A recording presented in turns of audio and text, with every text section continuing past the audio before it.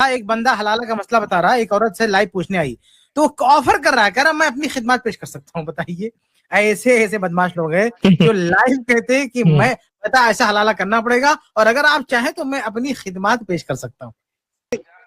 اچھا یہ کوئی غیر مسلم دیکھتا ہوگا شیخ تو کیا اس کے ذہن میں تاثر جاتا ہوگا اسلام کے بارے میں؟ کتنا بڑا یہ حنفیوں کا 3 طلاق اور حنفیوں کا حلالہ، یہ دونوں چیزیں جتنا ہندوستان میں بلکہ بر صغیر میں بلکہ پوری دنیا میں اسلام کو بدنام کرنے میں جو رول 3 طلاق اور حلالہ نے ادا کیا ہے وہ کسی اور مسئلے نے ادا نہیں کیا ہے. اور یہ حنفیوں کا دین کے ساتھ ایک ظلم ہے کہ انہوں نے ہمیشہ اس کو پورا دین بنا کر کے پیش کیا. وہ یہ تک کہ نہیں لوگوں کو بتاتے کہ بھائی یہ ہمارے مسلک کا مسئلہ ہے، ہر مسلک میں جائز نہیں ہے، آپ اپنا مسلک بنا کر کے پیش کرو. آپ یہ نہ بولو کہ سارے لوگ اس پر متفق ہیں. ایسے حلالہ اور 3 طلاق کا دفاع کرتے ہیں تو ایسا کرتے ہیں جیسے یہ پورے دین کا متفقہ مسئلہ ہے. یہ صرف ہے کہ حنفی کا گندا مسئلہ ہے، اس کا قرآن حدیث سے کوئی تعلق نہیں.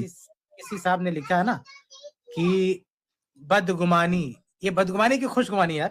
اگر میں یہ گمان کر رہا ہوں کہ حلالہ کر رہے ہیں تو یہ بدگمانی کیسے؟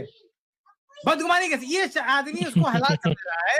اگر میں اس کا گمان کر رہا ہوں تو جو چیز حلال ہے بلکہ کار ثواب ہے، جو بندہ اسے ثواب کا کام سمجھتا ہے، اگر میں یہ گمان کر رہا ہوں کہ یہ بندہ کرتا ہوگا تو بھائی مجھے کیوں بدگمان بتا رہے ہو بھائی؟ اپنے جب تمہارے یہاں وہ چیز صحیح ہے، درست ہے، بلکہ ثواب ہے، تو بدگمانی کیسے ہو گئی ہے؟ برائی کے بارے میں بدگمان، آپ تو کہہ رہے کار ثواب ہے تو بدگمانی کیسے رہا بھائی؟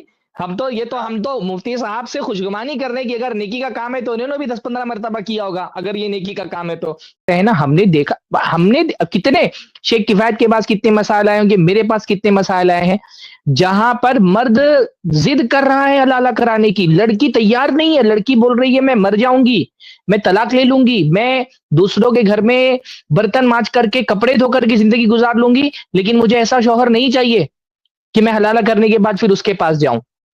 عورت رو رہی ہے کہ مجھ کے نہیں کرانا ہے، اور مرد ایسا کٹر تبلیغی قسم کا ایسا متعصب حنفی ہے وہ لینے کو نہیں تیار ہے. وہ بول رہے نہیں حلالہ کراؤ گے تبھی میں لوں گا. باقاعدہ اس طرح کے کیسز میرے پاس آئے ہیں. ایک لڑکی آ کر کے رو رہی تھی 3 طلاق ہوا.